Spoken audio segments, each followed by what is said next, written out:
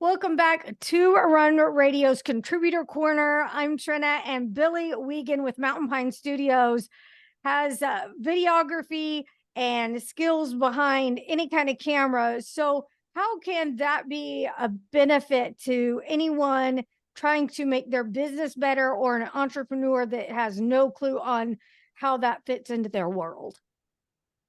So with all the technology we have today, you can a lot of times get away with just using your phone as your main camera. Obviously, there's things that professional videographers recommend, such as proper lighting and tripod or something to stabilize the camera.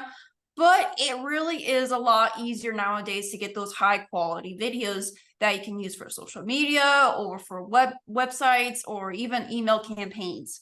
It's a great benefit to use videography in your business because you are continuing to tell your story, connect with your audience. I found the surprising fact not that long ago that between 80 to 90% of people are visual and auditory learners, and videography very much meets those demographics of listeners or audience members. So that's a great opportunity to use video. However, there are definitely pain points still with videography, such as editing, and also time commitment as well, and also just perfecting that video as well. So a lot of times what I like to suggest people is have a plan and know the purpose of the video as well. Everything takes planning and organizing, including videography. So what is the purpose of the video you're creating? Are you putting a reel on Facebook or Instagram, or are you wanting to put something on YouTube? Because even then, those two different platforms require two different setups, I would like to say. For example, with reels, you can get away with having your camera just being a vertical, and also using a ring light that just captures your face and nothing behind you. While YouTube is the exact opposite.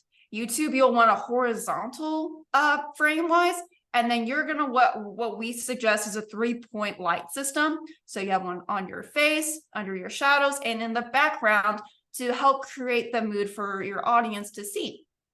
And I obviously sit down with clients and talk them through this process. If for some reason my services don't meet their needs, I at least still like to educate others on, like, hey, you can do this on your own and you can use your time to create it as well, especially with the editing process. The editing is honestly takes about 80% of our time on videography.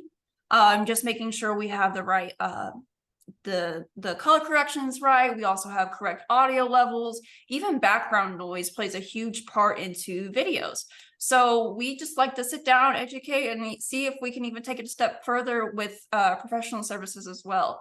So hopefully this segment is helps entrepreneurs and small business owners create some idea of, like, oh, okay, so if I want to do a reel or something, this is a better setup versus how I've been normally doing it.